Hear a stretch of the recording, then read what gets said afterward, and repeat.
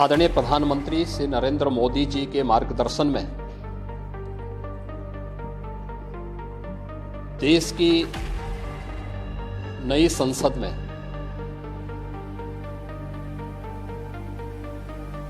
माननीय वित्त मंत्री जी ने देश का आम बजट प्रस्तुत किया है। यह बजट सर्वस्पर्शी, सर्वसमावेशी,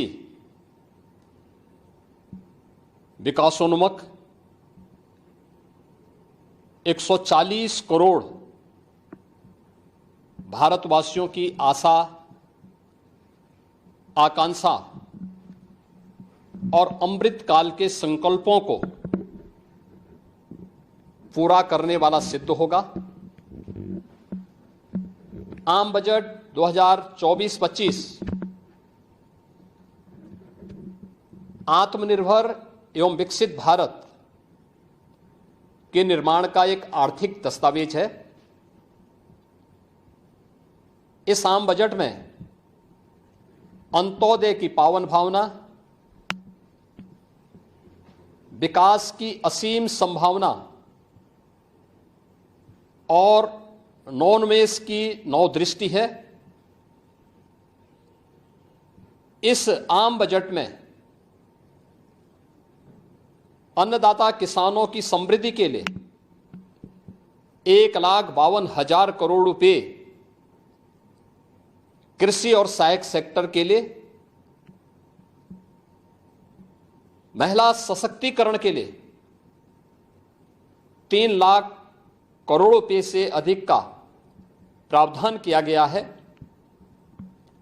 स्वाभाविक रूप से आधी आबादी, देश के सबसे बड़े राज्य उत्तर प्रदेश की आधी आबादी इससे सर्वाधिक लाभान्वित होने वाली है, और खासतौर पर तब जब उत्तर प्रदेश 2020 से ही मिशन शक्ति के कार्यक्रम को प्रभावी ढंग से यहां पर जमीनी धरातल पर उतार रहा है। सर्वाधिक अन्नदाता किसान उत्तर प्रदेश के अंदर निवास कर रहा है। उन अन्नदाता किसानों की समृद्धि में आज संसद में प्रस्तुत आम बजट बड़ी भूमिका का निर्वहन करने वाला है।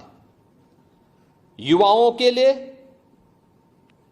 लाखों नौकरियों के साथ साथ मध्यम वर्गीय परिवार के लिए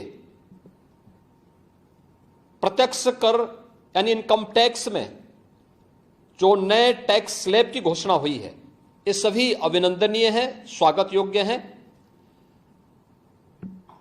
इस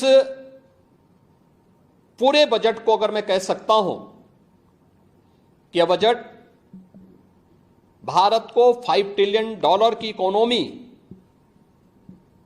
में बदलने के संकल्प के साथ ही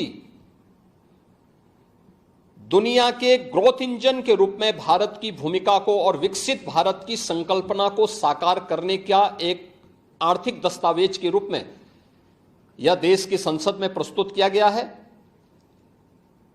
इस 140 करोड़ जनता जनार्दन के लिए समर्पित,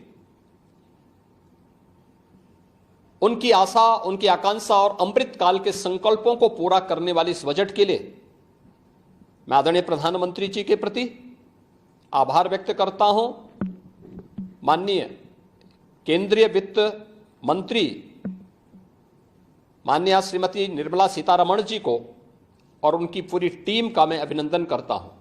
मध्यम वर्ग को राहत देने के लिए इस आम बजट में जो उपाय किए गए उसको लेकर क्या कहना चाहिए? देखिए, मध्यम वर्गीय परिवार में टैक्स के बारे में सबसे बड़ी छूट आज उपलब्ध हुई है, और यह लंबे वर्ष समय से यह मांग चली आ रही थी। 3 लाख तक के प्रत्यक्ष कर यानी इनकम टैक्स में कोई भी टैक्स नहीं लगेगा।